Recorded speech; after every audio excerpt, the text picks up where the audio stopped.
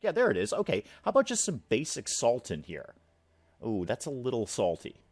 Ironically, salt is a little salty. Good morning, everyone. Dave from the Wee Hours here, back with some more Chef Restaurant Tycoon, and things are hopping in Dave's Diner here. Conan has a full section. Our waiter, Conan, is just busting at the seams trying to deal with all these people. I'm back in the kitchen slicing up a carrot for somebody out here. Things are going very, very well with the small, intimate restaurant that we have right now, and we're going to come back to that in a little bit. There have been a ton of changes and patches to Chef since the last time I recorded an episode of this. Most of them are just sort of small quality of life things like tooltips everywhere. Tooltips a go-go at this point. Everything's got a tooltip now, which is actually great because I didn't initially know what all of these things meant, and now I can just hover over them and they'll tell me. There's the staff, there's the menu, there's policies and decisions. Tiny, tiny little change that is actually the most welcome one for me is you can now lock the name of your restaurant, whereas before, if you clicked on it a little bit weird, it would erase your name of your restaurant. You'd have to start all over again renaming it. So that's a tiny, tiny little quality of life feature that I'm very, very welcome for. Thank you very much, guys, for that. Extremely active developers on this. They have patched this, I think, 4 or 5 times since its release, and that was only last week. So they're very, very clearly passionate about this game, and they're trying to do the very best that they can in early access. Okay, those guys are leaving. Conan is clearing this table. Okay, is that guy going to leave? I think he lives here now. Okay, that's fine. He can live in our restaurant. It's totally fine. So, things that I've done wrong.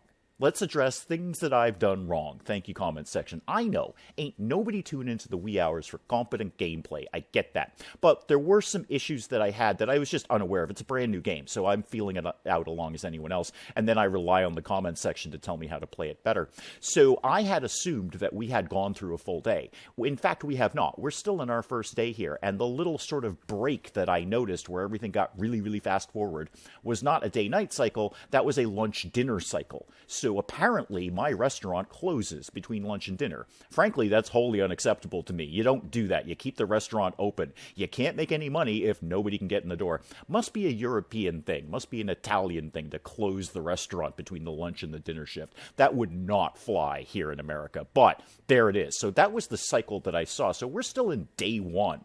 So we haven't really even gotten our daily money report and figure out how badly we're doing, which we're probably going to do very badly according to my comments section. Lionel, I am looking in your direction. Apparently, when we hit the budget at the end of the day here, we are going to have a very big surprise for us in terms of how much money we're not making. So things that I want to do today is address the menu and specifically the prices of the menu, because I'm basing this. This is such an attempt to be a real world scenario of a restaurant in a cartoony, gamey way, sure, but a basic attempt to be a real world type of restaurant. I was assuming rule of thirds, that whatever your food costs are, you should multiply that by 3, and that should be the price of the dish. That's basically what you do in a restaurant. Now, you may price things higher or lower depending on what you're trying to do with that food. If you're pricing out a special because you want to dump the inventory, then you might price that a little low. If there's a really good item that you want to focus your menu on, then you might price that a little bit higher. But I was going on some very basic rules of thumb for the restaurant industry, which apparently probably will not fly here. We're probably not charging anywhere near enough money to be making this restaurant profitable. So I'm just kind of killing time while we go through to the end of the day here. In fact, we can speed Conan up a little bit. They're mediocre, they're meh, they're getting their bill, they're paying their bill, fantastic. Let's see how we actually do at the end of the day and then see what adjustments we may need to make. Aha, good timing. Okay, we're in the hole $4,500. Yeah, I think we're going to need to make some minor changes to everything here. Personnel is actually not as bad as I thought. So the payroll is not as deep as I thought. Rent's obviously what it is. I can't change the rent unless we're going to go to another restaurant. Maintenance. What exactly are we paying for maintenance? Raw ingredients, we know what those are. Now, we only made, here's the important part of this. We only made $400 in the entire day. $400. So clearly, we are not charging enough for our food. The real world rule of thumb, rule of thirds is not going to cut it here. We actually need to start jacking up these prices to an obscene level. Let's take a quick look at that, and while I'm getting this little tooltip popping up that we have new reviews, that's exactly what I want to look at. So let me go to, slow it down a second, guys, slow it down. Yep, actually just go ahead and pause it for a second. What did this? Unspent ingredient points. Okay, we're going to come back to that. We're going to come back to that in a sec. So let's take a look at our reviews. Thank you very much for the, tutorials everywhere, by the way. Many of the patches that they've done have put a ton more tutorials. Yeah, check our prices. People love our prices. That's not good. That's actually not good. If people love our prices that much, that means we're not charging enough. That's just basic Tycoon game logic. I've been playing Tycoon game for a little bit now, and if people say they love your prices that much, that means you're not charging enough. And actually, that's a pretty good rule of thumb in the real world, too, for any service-based industry. You're generally going to assume that if at least 10% of your customers are not complaining about your prices, you're not charging enough. You want 10% of the people to be thinking that you're too expensive. That's your kind of basic rule of thumb for the service industry. So let's adjust that sort of right now-ish. Let's go to our menu, because I want to make, more tutorials. Yeah, a lot of things have been patched, so things are going to pop up here, and I'm going to go, oh, hey, that wasn't there before. This wasn't there before either. Let me just quickly kind of scroll through that. You can freely adjust the prices. Feel free to put pretty much anything at $5, since it's a good price anyone will be willing to pay. Don't raise your prices too much or people won't come in. I dispute that, Chef. I think we can jack these prices up a little bit more. We may put a loss leader up. We may put something up at a low price to entice people to come in the door and therefore buy other things that are on the menu. We may throw a loss leader in here. That's no problem. But a lot of these things need to be way more expensive. Need proper tools to add recipes to the menu. Can't fry without a fryer. Yeah, well, we got one. We actually just don't have any fried food yet. So, that. All right. Here's my mostly meat appetizer. Ain't nobody buying it. It was a nice idea, but let's actually be a little more realistic. Let's take that off the menu. That's out of here. Get that out. Yep, toss that away, please. Sorry. I actually probably will just go ahead and delete that recipe. We'll come back and try and make a real appetizer that people might want to buy. Now, roasted onions in cheese sauce. We have that. What's the food cost on that? That is $1.26. Okay. So all of these prices that I set in here were basically on the rule of thirds. But obviously that's not cutting it in terms of, making any money, and people are way too happy about that. So let's jack that up to, say, $6 for an app, which is a fairly good real-world price for my area, my region in the U.S. You might pay about $6 for an app, somewhere in there. Let's get the tortillas were quite popular, as I recall. So let's get those going up. Now, grilled steak. Ain't nobody paying $6 for a grilled steak. That's just ridiculous. I'm going to jack that one. Let's get that up. I want to see if somebody will pay $15 for that steak, and that's still a really good price for a grilled steak. Fried rice for prawns, and just basically I'm going to go through everything and just kick this up a little bit on every single thing, and then start to see what our reviews are. That's my goal. We're going to throw everything up by a couple of bucks. That garlic potato soup is really inexpensive. I know it doesn't cost us much to make, what with it basically being garlic and some potatoes, but let's just keep jacking everything up, couple of bucks. Boy, we got to get some more booze in this place. The cheap blonde beer is all we've got to offer. And, in any restaurant, your money's in the alcohol. So all of that can go up. Now, do I want to, let's get the cod going up too. That's kind of a feature item. People do seem to like that. I mean, really, we've got a bunch of cheapskates coming in the door, and they're all about the butter pasta.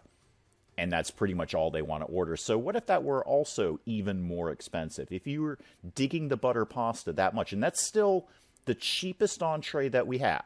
That will still be the cheapest entree that we have is the butter pasta. But let's get all of that coming in the door. Sorry, mostly meat. We'll make a better appetizer. I promise.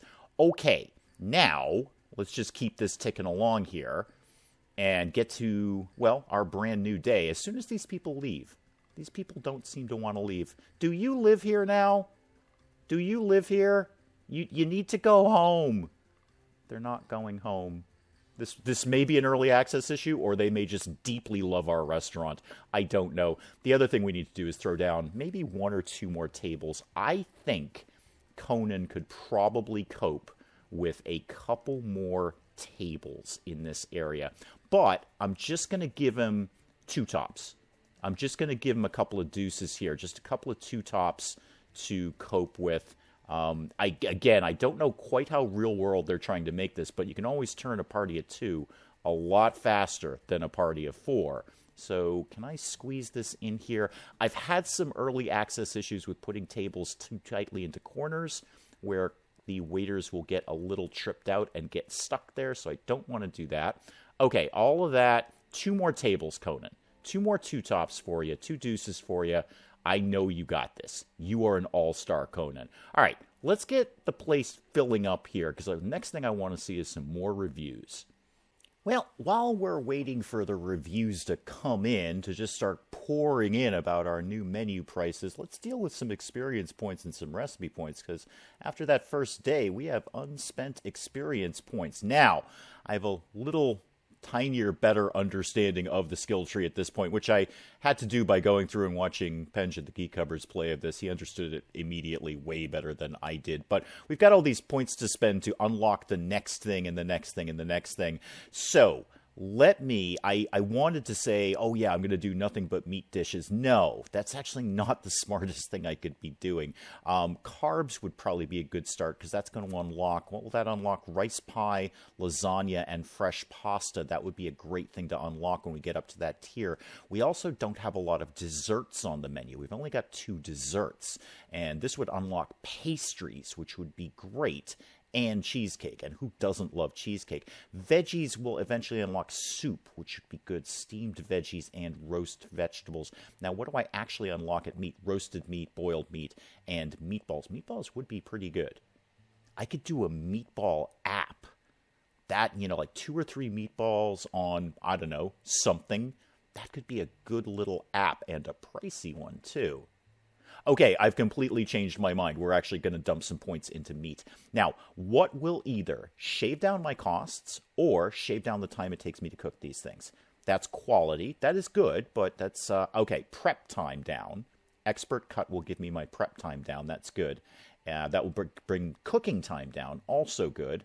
And that's also a plus on quality. Okay, let's do 2 points of that and 2 points of that. So that's going to bring my overall time down. Let's lock those in. What else can I do in here to get up to that next level? I guess, yeah, we'll do a little bit of quality. Sure, a little bit of quality will be fine. Great. Now we've unlocked the next tier, so now I can start ticking off some of these boxes. So I definitely want meatballs. And that'll do it for that one. I'll start putting some points into some other things, like carbs, actually. Carbs. So quality up, cooking time down, prep time down. Okay, so the basics here. So let's just put 2 into each. That'll bring my overall time to make that dish down, or any dish carb-based like that down. Good. Thank you. Okay, now we can actually have meatballs. That'll be fun. Let's go to the unspent ingredients points, because we haven't even looked at that yet. So this is the ingredients panel, and you can unlock new ingredients that could be used in custom recipes. Excellent. Good.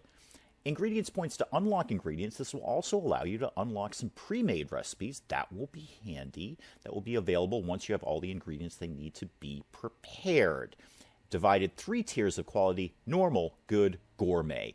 Better quality of an ingredients, the more evaluation it will add to your recipes. Okay, and oh wow, we got a lot of ingredients. Scorpion fish. Hang on. Out of the corner of my eye, I just see scorpion fish. We're going to be putting I don't even know what some of these fish are. Okay, I mean, I do know what the heck is a mullet botarga. I don't even know what that fish is. I'm going to be doing things with fish. I don't even know what these fish are. Anchovies. Nobody likes anchovies. No, nobody likes anchovies. That's a lie. There's not a person on the planet that likes anchovies. Oh, blue cheese. However, lots of people like blue cheese, especially me. Do you have goat's cheese in here? By any slim chance of the imagination, is goat's cheese an available ingredient? Because boy, I do love some goat's cheese. Ricotta cow cheese. Okay, goat's cheese. There we go. Excellent. I can have goat's cheese. all sorts of herbs and spices here. Saffron, turmeric, vanilla, paprika. Oh, so many, many yummy things. Okay, what do I want to do with 10 ingredients points, given that I just unlocked meatballs? We should probably look at some meat. So this is just the regular level of meat, and then down below that, okay, there's the good stuff, and then the gourmet is in light blue. Okay, fair enough, fair enough. How about we focus on having, good ingredients? Maybe not gourmet, it is just a diner, but good ingredients. We want good ingredients. How about duck? What if we had duck meatballs as an app? That could be interesting. I'm going to take 2 of those. Or rather, I'm going to spend 2 points to unlock that. Yeah, I'm going to lock that in right now so I don't forget, which I will. So we got duck. We can mess around with some duck now. How about quail? Snails? Do we want to put snails on the menu? I don't think it's that kind of place. It's not that French, to be honest. However, quail's not a bad idea. Yeah, we could put some quail on the menu. Because I don't know how that's going to play out, I'm just going to do quail at level 1, just normal ingredient for that. So give me a point of that. Okay, now, what can we do in carbs? Because I feel we're lacking in that area. I feel that we don't. We do have breadcrumbs available, because I put that on the mostly meat thing. Biscuits, that would be good. Let's have good quality biscuits in here. And then what sort of veggies could we throw in that we might not have right now? Eggplant? Ooh, that could be good. Truffles? Interesting ideas. Okay. Oh, you know what? I'm totally discounting cheese. Hang on. Get me back to cheese. Let's just be realistic here. We're having goat's cheese, and we're having good quality goat's cheese too. And how about some regular ricotta? Okay, that's going to leave me with 2 points left. Just throw a little bit into spices, just because that seems really, really sensible. How about something very, very simple like black pepper? And yeah, I must already have black pepper. Never mind. Don't worry about the black pepper then. It's okay. Got that. How about chili peppers? How about we spice this up a little bit? Okay, I'm going to take the chili peppers. Yep. And one more spice, maybe. What would, maybe some ginger? How about some coriander, because I don't even know what to do with that. That's what we're going to do. We're going to do coriander, because I have no idea what to do with that. Okay, we've got some new ingredients, and we have some new skills in meatballs. Let's go make a real appetizer now. And I'm just going to go through this tutorial again because they've patched so many things. I just want to make sure there's no new information here that I'm not aware of. Main ingredients, primary ingredients, secondary ingredients. We did kind of cover that. Select a template. Yep, well, it's going to be meatballs. I'm going to tell you that right now. Customers will have different tastes. Well, they're all going to love meatballs. Taste balancing and aroma matchings, we definitely looked at that before. Balancing the taste of a recipe is not easy. Some balance each other, others reinforce each other. Use me, the little tutorial, on their icons to learn more about them, or just play around with the editor. We will be doing that part of that. Aroma matchings, we've got this sort of color coding here that blue is super awesome and levels of green are less and less awesome. Very good. And skill will have a deep influence on this editor, allowing you to work with more templates. So the more skilled we become, the more templates we can unlock, the more things we can do. And there's my meatballs right there. And seeing as we unlocked duck, we may as well do maybe some duck meatballs. How about that? Some duck meatballs. So let's just call this something simple like duck bites. There we go. It's going to be duck bites. It's going to be nice little, and I am in appetizers. Okay, let's start this recipe. We're going to do duck meatballs as an app, see how much this is going to cost us, and then see how much we can gouge the rubes for. I mean, delight our customers with our duck meatballs.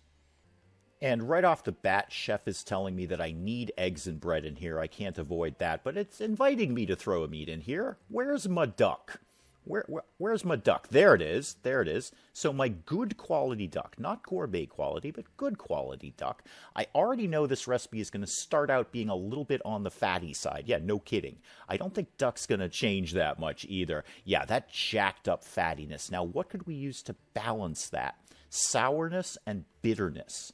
Okay, so if we found some things that are sour and or bitter, we will balance that fattiness because that's a little alarming. That little exclamation point tells me people might not want to eat that. So how about in our little other ingredients, the little spices and things that we unlocked? Is there anything we can do with that? Now, sweetness is the little cube. Sourness is a little lemon slice. Okay, and what about bitterness? I'm not sure what that is. Maybe that's an artichoke? I think that's an artichoke. What over here would satisfy that? Ketchup would be quite sour. Could do that. Don't want olive oil because that's also fatty. That's just going to jack up the fattiness even more. Now, the little artichoke thing, don't really have... Oh, now see that? Chocolate, weirdly, would cover that, but I don't think chocolate duck meatballs is really appetizing. I don't think there's any description I can put on the menu to make that sound good. How about just something basic? Let's just throw some ketchup in there. Yeah, throw some ketchup in there. Okay, now it's alarmingly sweet, unfortunately, so we still need sourness or saltiness. We still need to get our sourness and bitterness up. You know what? I'm taking the ketchup out. Let me go through and see what we could do to make these duck meatballs a little less fatty, a little more balanced. Well, you know what helps right off the bat is the brand new chili peppers that we just unlocked. A little chili pepper, little basil in there. Basil! A little basil in there, and our duck meatballs are starting to shape up really nicely. This is looking pretty balanced. It could be a little saltier. Do we not just have basic salt? Like, that just seems like something we should have. Salt. Yeah, there it is. Okay, how about just some basic salt in here? Oh, that's a little salty. Ironically, salt is a little salty. Is there a little something sweet that we could put in there just to balance out that saltiness that isn't chocolate? There's no way I can spin chocolate duck meatballs on the menu. I'm not that good a salesman. Okay, so I want something a little bit sweet. Maybe something in the vegetables. Is there any vegetables that are going to produce sweetness? Probably not, but it's worth checking. Lettuce is a little sweet, but how about some onion? But that's going to jack up my sourness quite a bit. Let me see how that balances. How's that going to work? Yeah, a little too much on the sour. Okay, take out the salt. No, still too sour. Okay, take out the onions. All right, I want something that's salty, but not crazy salty. Let me have a fidget here and see what I can do. Well, goat's cheese helps a lot, and frankly, I'm totally okay with that. So goat's cheese balances the saltiness a little bit. It's not very sweet, but I think I've got a dish I could spin here. I could, first of all, I would eat this. If you gave me duck meatballs with chili pepper, basil, and goat's cheese, I would be all over that like a cheap suit. That actually sounds really good. But it's not super sweet. That's fine. I think overall, I'm okay with the balance here. I'm okay with the balance on this. And I would happily serve this. It's not cheap. It's $5 in food costs to do this. And, you know, it's half of that is the duck. Over half of that is the duck. Duck is not an inexpensive item. Goat's cheese is actually pretty pricey too, which is not surprising. Goat's milk is pretty pricey. But I'm pretty happy with duck bites. All right, mostly meat was my just sort of messing around with the recipe editor. But in trying to take this reasonably seriously, as best I can on the wee hours, I don't take much of anything seriously. But I would order this. I would order this in a restaurant. I would go in and order these duck meatballs with chili pepper, basil, and goat's cheese. That sounds really, really good. So I think we are going to throw this on the menu. It's going to be pricey. It's not going to be cheap for these folks, but it's going to be hopefully a high-quality item that people will want to order. So if we go back to our menu editor, here's duck bites. We saved that recipe, and sorry, mostly meat, you're probably never going back on the menu, but we'll remember you fondly. Okay, so let's add duck bites to the menu. Now, maybe this is our loss leader, because there's, it's $5 in food costs. That is pricey. Duck is pricey. I probably should have waited till I had like a higher end restaurant before I started adding duck to the menu. But here we are. So what if we made this, maybe this is our loss leader. Maybe we just double the price of that. Say it's $10. That's, $11. Okay, it's still well priced for its food costs. And all right, tortillas are going up to $6. Butter, you know what? Let's see what people will pay. Let's see what people will pay. And I tell you, the next skill points that we get, we need to unlock booze. We need better booze on site here. Okay, let's see how this all plays out.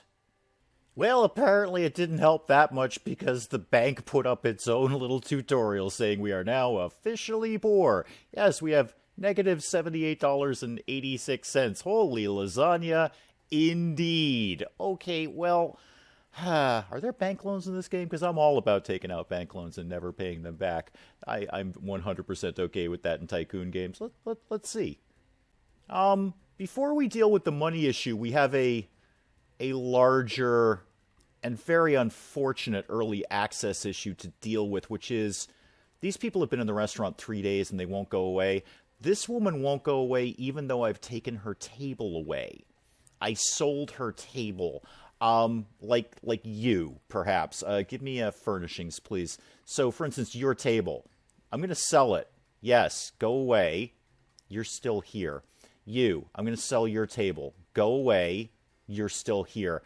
I think we have a little bit of an early access buggy, glitchy flaw. Everyone's stuck. Everyone is stuck right now. I have decisions available. That's nice. Is the decision to send people home because people are a little stuck. I don't really care if I ask around for people to hire unless I have to fire everyone to get them to leave the restaurant. Oh dear. Oh dear. We are very forgiving of early access issues here in the wee hours. It comes up. It's early access. It's a little buggy. It's a little glitchy. But my restaurant is non-functional now because nobody will leave and nobody's doing anything. And if people don't leave, nobody else can come in and enjoy my duck bites. Speaking of which, I don't think anyone actually ordered anything because the restaurant is effectively non-functional at this point. But when was the last time somebody ordered something? Fried rice with prawns. Don't actually have a time or a date on that, but I don't think it's anyone who's in the restaurant right now because these people haven't left. Actually, it might be somebody in this restaurant because they just won't go home. Okay, well, here's what I need to do. We'll obviously need to kind of call it on Chef for today, and I need to figure out how to deal with this, and I feel that dealing with this actually just might be effectively demolishing this restaurant and starting a new one, which is no real great loss at this point. We're only a day or two into it, and I'm just kind of feeling my way around it anyway. But there it is. If anyone else has experience with this little bugger glitch and knows what to do with it, where people will not go home, everybody is stuck at this point. Everybody is stuck in their little place. If anyone else has dealt with this in Chef and knows how to deal with it, if there is a fix for it, let me know. Otherwise, developers, if you are watching, here is an issue. Here is an issue that should probably get on the patch list. I know they're very active. I know they're very passionate about their game. We are forgiving of early access issues, but the restaurant is effectively non-functional at this point. So let's call it on Chef, and next time we pick it up, I'll have either dealt with this or we will have started a completely new restaurant. That'll be fun. If you've enjoyed the video, do please leave a like down below. It does cheer me up no end when people do that. Or if you're new to the channel, maybe just checking me out for the first time, consider hitting that subscribe button so you can see more of this ridiculous nonsense. Until then, I'm Dave. Thank you, as always, for joining me in the wee hours, and we'll see you next time. Wow. You could have hepatitis or golfer's elbow. I feel we should be able to narrow it down a little better. I mean, I'm not saying I'm a doctor, but I'm saying I might be able to know the difference between golfer's elbow or hepatitis. First thing I'd ask is, do you play golf? Where are you going?